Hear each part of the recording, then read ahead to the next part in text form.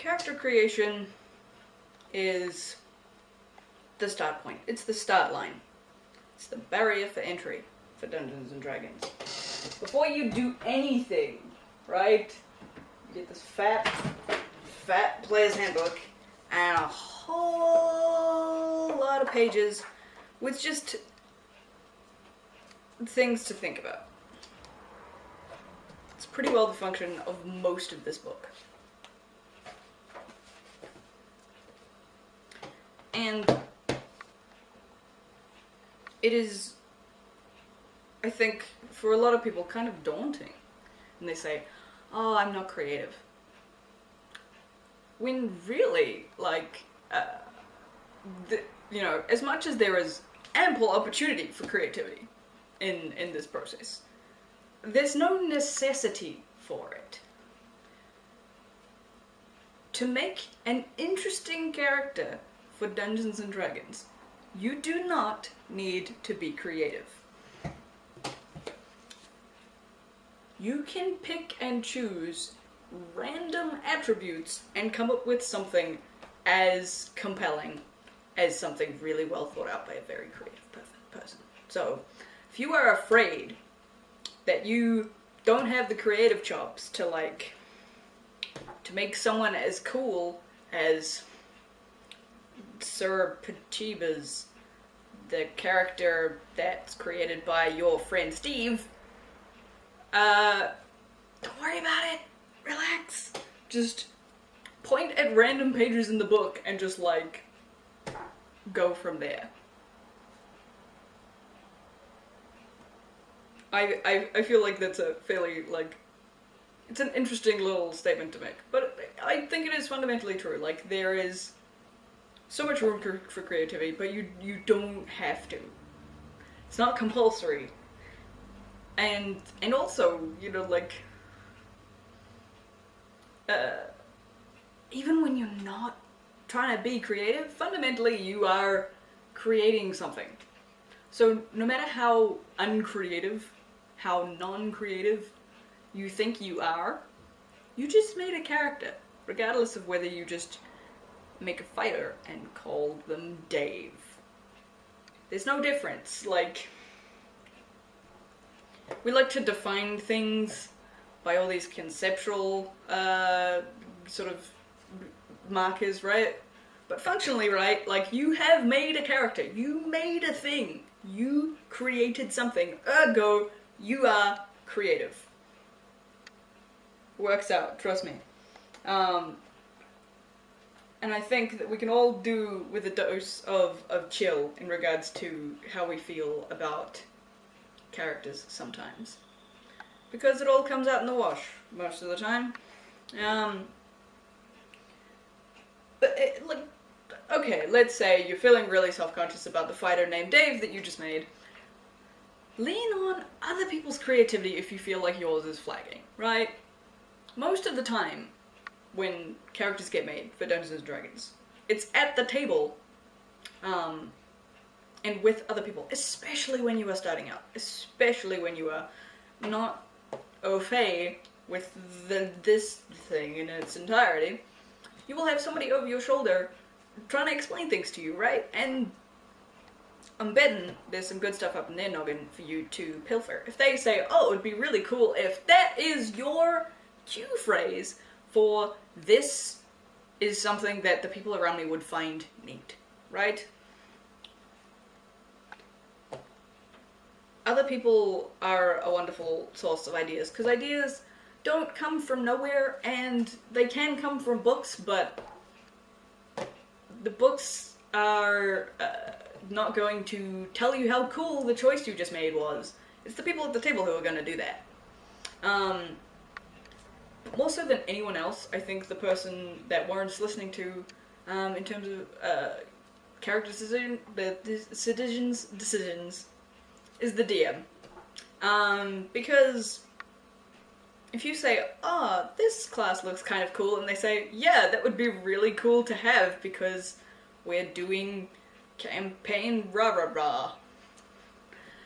That's a moment that says, that we kind of sometimes read phrases like that as, oh, that would be useful. oh, that would be, you know, like, utilitarian, like, think, you know, like, that it comes out in that sort of mechanical idea of, like, oh, well, you gotta have a cleric, you know, like, or whatever, that sort of thinking, when really, let me decode that moment for you. That is, like, guaranteeing that you will have some moments where you've just kicked some major butt and you feel amazing. So whenever anyone says, oh, we really need to have somebody playing a blank, do it! Because then you'll just sign on the dotted line saying, I want to do cool stuff. It's good. But I think, you know, it's incredibly helpful also to take cues from what other people are doing. You know, like, I once heard someone make a joke about a particular cast of characters from something where it was that none of them seemed as if they were going to the same place. Which is fine. The ragtag bunch of heroes is quite a fun thing to play, but there's nothing wrong with people who look like they're going to the same place. Play somebody's brother, play somebody's sister, like, take cues off of all of their creativity and take it and run with it, get involved in it. You know, be from the same organization. This is also incredibly helpful to your DM, right? Because instead of having to, like, figure out how you all came to be in this one particular tavern, you can already be friends. But yes, I think we all feel very, if we try to do character creation in isolation, both in terms of, like, minimal inspirational material and minimal personal material, you know, like, if we try and, you know, create a character in you know, sitting inside a blank white box, you know, like, of course it's going to be difficult, of course it's going to be hard, but I think, for the last couple of minutes, I'm just going to explain where this whole tirade sort of comes from, all this meandering kind of thought. Because recently, we have someone who, in my sort of gaming cohort, who's gonna game master something in a system that I'm not familiar with, that actually none of the players are familiar with. The only person who's really familiar with the whole thing is the guy who's just gonna game master it. And fundamentally, he, you know, for time-saving purposes, because we're only going to be in the same area for a limited time, he became the core of the mechanical constructions of our characters, like, so that he could, you know, make sure that all of the T's were crossed and all the I's were dotted, right?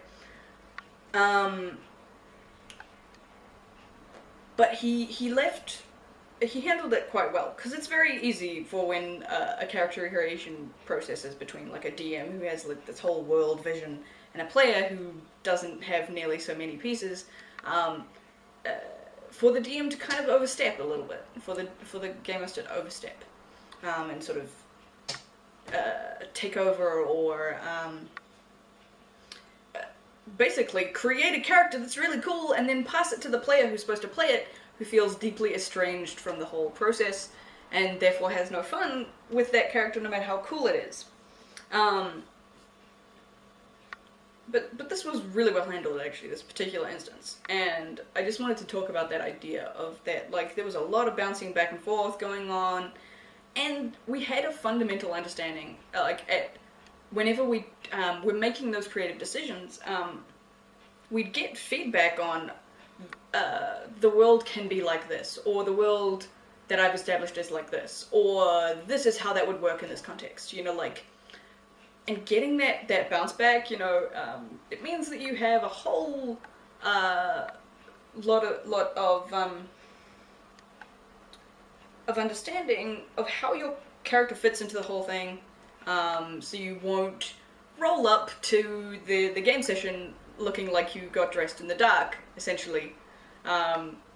You will match in with other characters, NPCs, the storyline, because That's a beeper. Which says to me that I've been rambling for approximately too long. Because I like to keep a cap on that.